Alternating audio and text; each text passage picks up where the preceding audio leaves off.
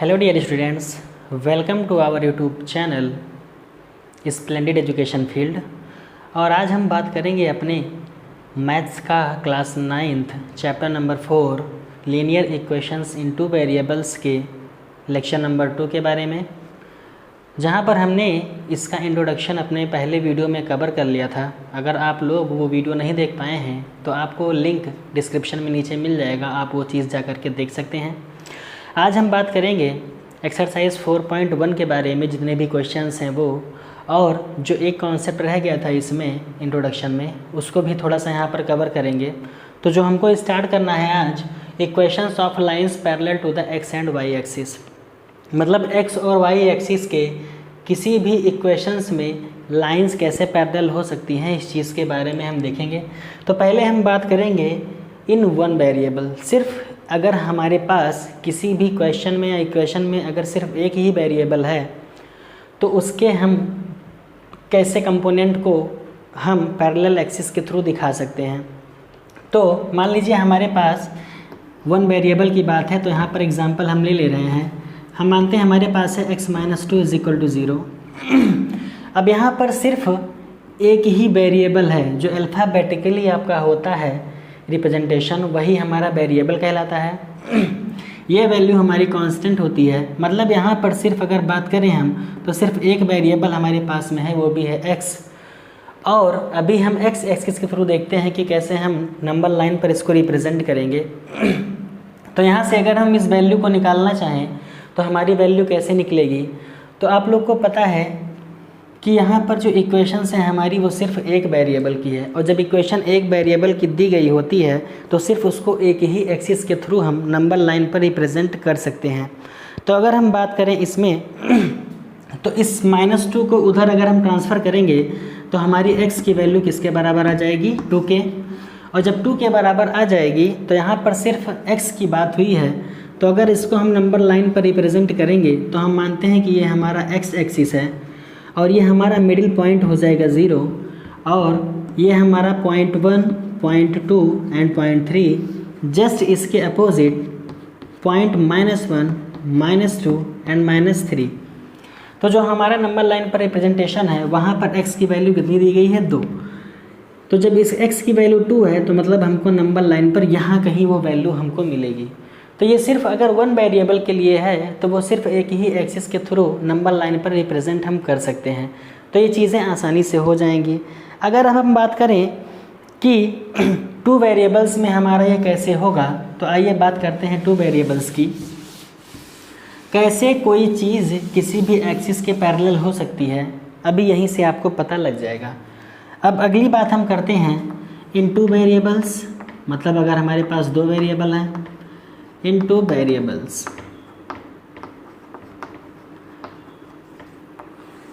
तो अगर हमारे पास 2 वेरिएबल हैं तो मान लीजिए हम अपना वही एग्जांपल ले रहे हैं, x-2 = 0। अब यहाँ पर वेरिएबल की बात 2 की गई है, लेकिन यहाँ पर वेरिएबल अभी भी कितना है, सिर्फ एक वेरिएबल है। तो अगर आपके पास x दे रखा है, मतलब a की वैल्यू, x का आपका किसके साथ होता है कंपोनेंट, हमेशा a के साथ होता है। तो हम मान लेते हैं कि हमारा x दे रखा है, तो मतलब हमको b की वैल्यू लेट करनी पड़ेगी, मतलब y की वैल्यू हमको y वेरिएबल की या दूसरे वेरिएबल की लेट करनी पड़ेगी। तो यहाँ से हम उसकी कई सारी वैल्यू निकाल सकते हैं। हमने आपको प्रीवियस लेक्चर में बताया था कि अगर हम 2 वेरिएबल की बात करेंगे किसी भी इक्वेशंस में तो उसके सलूशन इनफाइनाइट हो सकते हैं, बहुत ज़्यादा हो सकते हैं। तो यहाँ पर ज़्यादा तो नहीं, 2-3 वैल्यू आइए निकाल के चेक कर लेते हैं।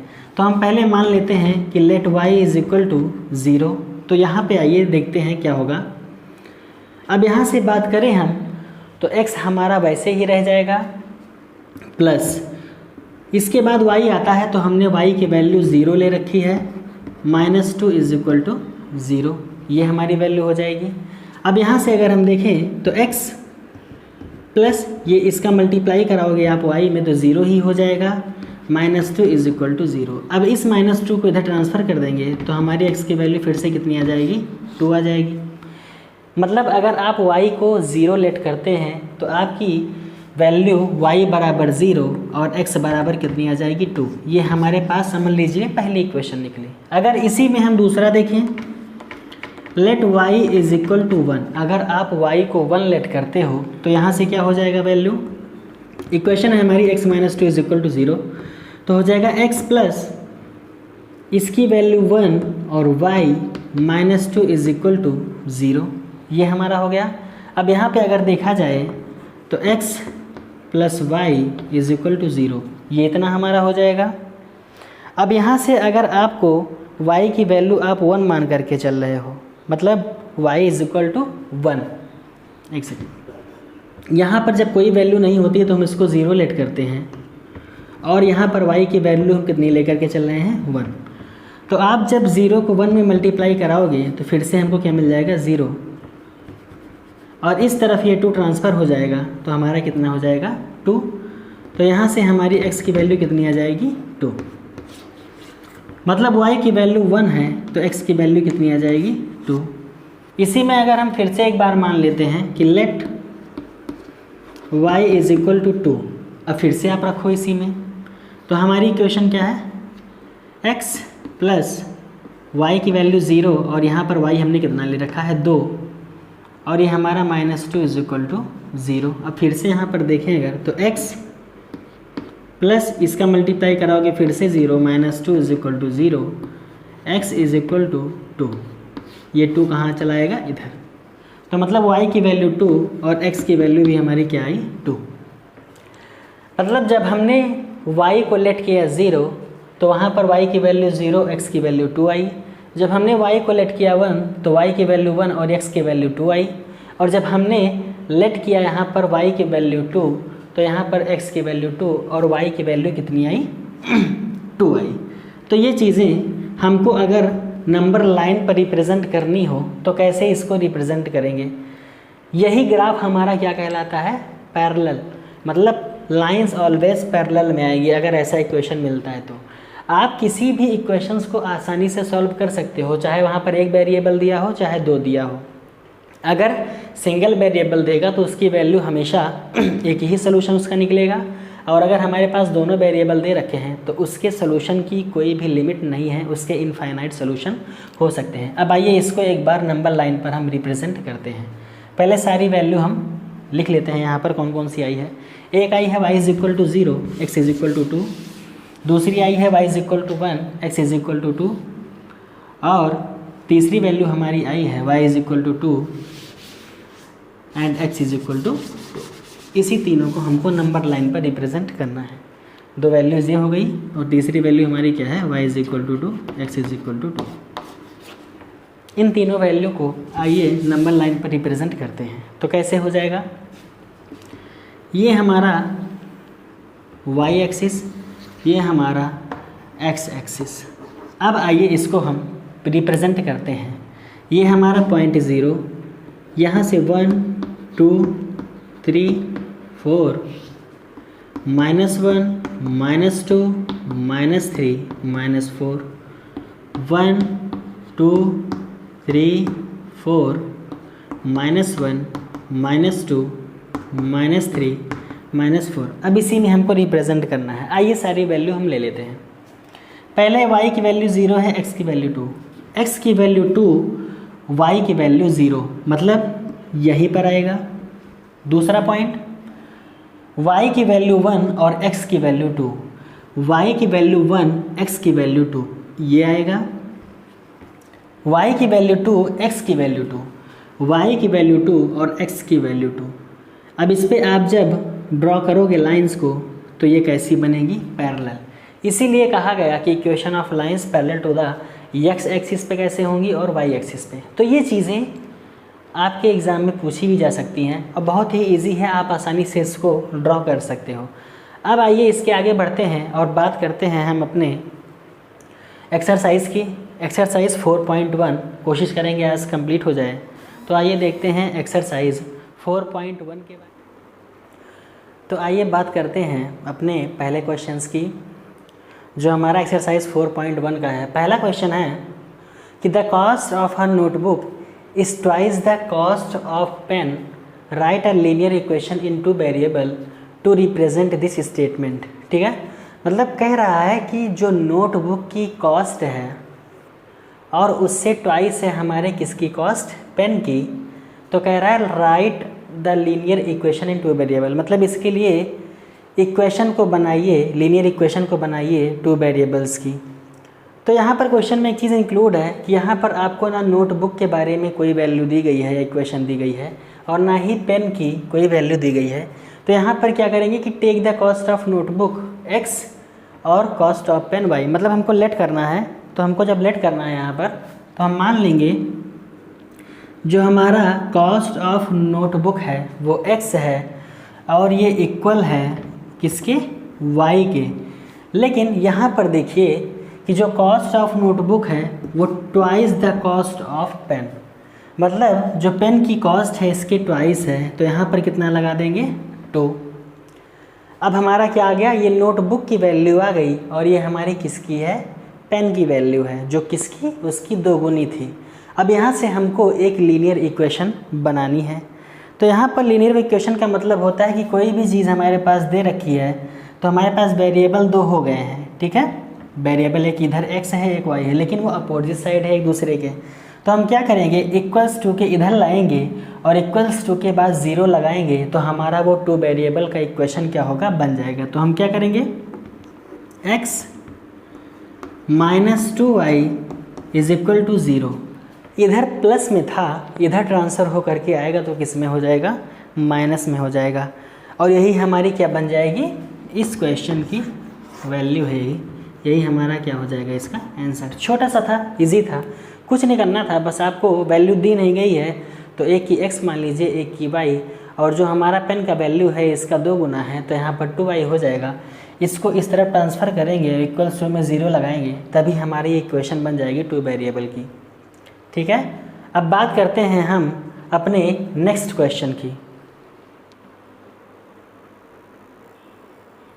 आइए अब बात करते हैं हम अपने सेकंड क्वेश्चन की।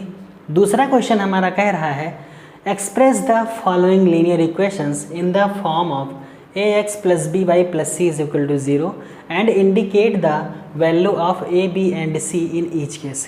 कह रहा है कि कोई भी हमारी जो लीनियर इक्वेशन दी गई है उसको इस फॉर्म में डिनोट कीजिए, ax plus B Y plus C के फॉर्म में, और हमको वैल्यू बताइए कि a की वैल्यू क्या होगी, b की वैल्यू क्या होगी और c की वैल्यू क्या होगी हर केस में। तो पहला क्वेश्चन यहाँ पर देखते हैं कि 2x plus 3y is equal to 9.35 के ऊपर बार।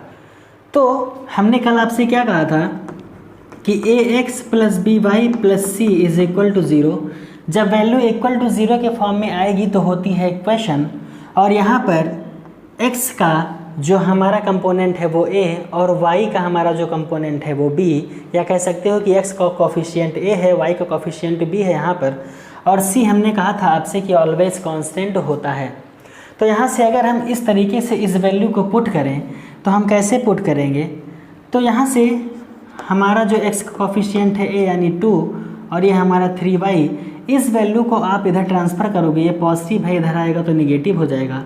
तो माइनस का 9.35 के ऊपर बार लगा हुआ है इज इक्वल टू 0, ये हो जाएगा।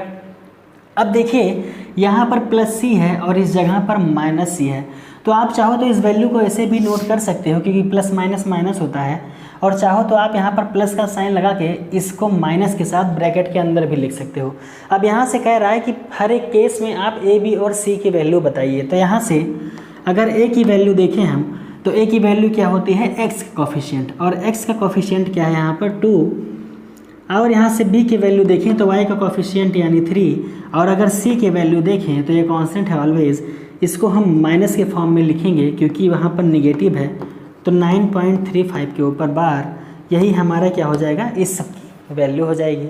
सेकेंड क्वेश्चन हमारा कह रहा है x minus Y by 5 minus 10 is equal to 0। तो ये इक्वेशंस के फॉर्म में तो लिखी गई है, और इसको हमको लिखना है, a की वैल्यू बतानी है, b की वैल्यू बतानी है और c की, यानी जितने भी कोफिशिएंट हैं x y इन सब की वैल्यू हमको बतानी है। तो यहाँ पर कुछ नहीं करना है, आपको बस यही पॉजिटिव साइन के साथ में इसको ब्रैकेट में करके लिखना है। तो कैसे लिखोगे आप, x प्लस, मतलब ये पहला वेरिएबल ये दूसरा, तो दूसरे वेरिएबल को हम लिखेंगे माइनस वाई बाई 5, और ये हो जाएगा माइनस 10 इज इक्वल टू 0। अब यहाँ पर आप देखो कि जो हमारा कोफिशिएंट x है इसके साथ कोई भी वैल्यू नहीं है, तो हम इसके स्थान पर 1 लेट कर लेंगे। यहाँ पर जो हमारा y कोफिशिएंट है इस पर भी कोई वैल्यू नहीं है, तो यहाँ पर भी हम 1 लेट कर लेंगे। अब अगर हमसे पूछिए कि a और b और c की वैल्यू आप बताओ, तो उसकी वैल्यू हमको बतानी है। तो क्या हो जाएगा, अगर x का कोफिशिएंट हम देखें a, मतलब वैल्यू 1 हो जाएगी। y का कोफिशिएंट अगर हम देखें तो वैल्यू हमारी क्या है, ये कुछ था नहीं तो हमने 1 लेट कर लिया, 1 लेट कर लिया, तो -1/5 हो जाएगी। और लास्ट हमारा c की वैल्यू आ जाएगी -10। आप एक चीज़ का ध्यान रखना कि वैल्यू हमेशा ax + by + c के फॉर्म में लिखी जाती है, लेकिन आप निगेटिव का ध्यान रखना कि कभी भी क्वेश्चन आप जब करो तो पॉजिटिव और निगेटिव कभी भी छूटने ना पाए, आप उसके साथ में वैल्यू को लिखिए। तो ये हमारा पहला हो गया, ये हमारा सेकंड हो गया। अब बात करते हैं इसी सेकंड क्वेश्चन के थर्ड पार्ट में। अब हम सेकंड क्वेश्चन के अपने थर्ड पार्ट के बारे में बात करते हैं कि क्या हो जाएगा। थर्ड पार्ट हमारा कह रहा है कि -2x + 3y = 6। अब यहाँ से पहले हम यहाँ पर =0 और 6 को ट्रांसफ़र करेंगे इधर, तो हमारा क्या हो जाएगा, -2x + 3y, ये वैल्यू पॉजिटिव है, इधर आई तो नेगेटिव हो जाएगी, -6 = 0। अब ये हमारा इक्वेशन के फॉर्म में हो गया। अब अगर यहाँ से हम वैल्यू निकालें तो हमारा a, b और c, x का कोफिशिएंट है 2 लेकिन ये नेगेटिव वैल्यू के साथ है तो -2, y का कोफिशिएंट है 3 तो इसकी वैल्यू 3, और c हमारा जो है वो भी माइनस में ही आएगा, तो हो जाएगा कितना, -6। उस क्वेश्चन पे आते हैं, यहाँ पर लिखा है x + 3y। अब यहाँ से इसको अगर हम ट्रांसफर जब करेंगे तो x - 3y = 0।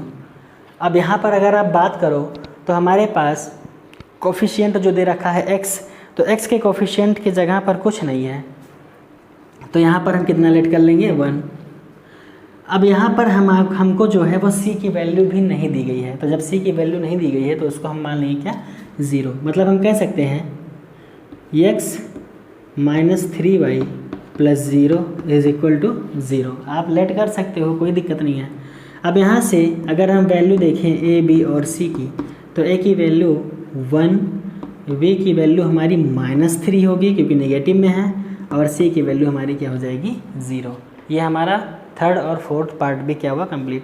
अब बात करते हैं नेक्स्ट क्वेश्चन की, इसी क्वेश्चन नंबर 2 के पार्ट 5 और 6 के बारे में। अब आते हैं अपने नेक्स्ट पार्ट पर, क्वेश्चन नंबर 2 का पार्ट नंबर 5। यहाँ पर देखिए x की वैल्यू यहाँ पर दी गई है 2, यानी x का कोफिशिएंट 2 है, y का कोफिशिएंट इधर क्या है, -5।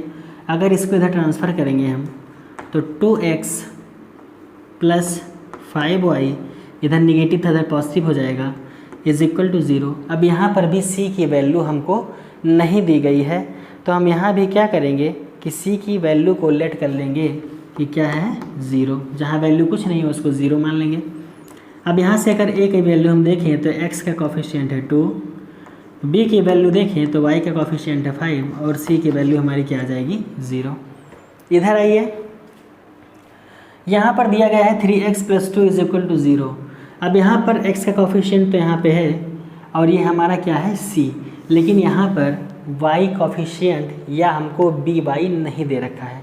तो वैल्यू अगर नहीं दे रखी है तो हम क्या करेंगे, 3x प्लस हम मान लेते हैं कि 0 है y और प्लस में 2 = 0। अब यहाँ पर y भी आ गया, x भी आ गया, दोनों वेरिएबल आ गए। अब यहाँ से अगर हम देखें तो a की वैल्यू x का कोफिशिएंट 3, y की वैल्यू कुछ नहीं थी तो 0 हो जाएगा, और c हमारा क्या हो जाएगा, माफ़ कीजिएगा, a और b, और c हमारा क्या हो जाएगा, 2।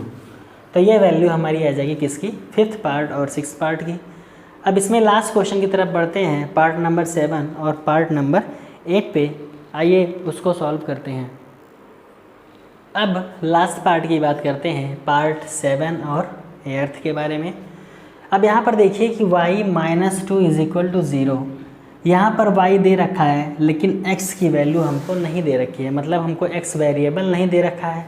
इस क्वेश्चन में x है और y नहीं दे रखा है, तो हमको लेट ही करना है। तो लेट कर सकते हैं कि हम मानते हैं कि x हमारा क्या हो जाएगा, यहाँ पर x की वैल्यू 0। तो अगर हम देखते हैं तो 0 मल्टीप्लाइड बाई एक्स का coefficient plus Y minus 2 is equal to 0। ये हो जाएगा हमारा।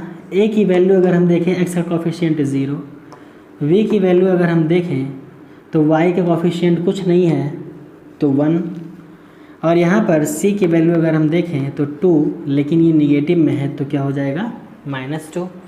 इस तरफ आते हैं, यहाँ पर पहले इसको इधर ट्रांसफ़र करते हैं तो हमारा क्या हो जाएगा -2x plus 5 is equal to 0। ये हमारी इक्वेशन हो जाएगी। अब इस वैल्यू में देखिए आप लोग, y हमारा क्या है, नहीं है, तो हम क्या करेंगे, y को यहाँ पर लेट करेंगे। तो -2x प्लस 0 y coefficient plus 5 is equal to 0। अब यहाँ से अगर हम देखें तो a की वैल्यू हमारी आ जाएगी x का कोफिशिएंट -2, b की वैल्यू हमारी आ जाएगी y का कोफिशिएंट 0, और c की वैल्यू हमारी आ जाएगी क्या 5। तो ये इतना ही पार्ट था, बहुत इजी सा आपकी एक्सरसाइज थी 4.1। सारे क्वेश्चन क्या हो गए इसके कंप्लीट हो चुके हैं।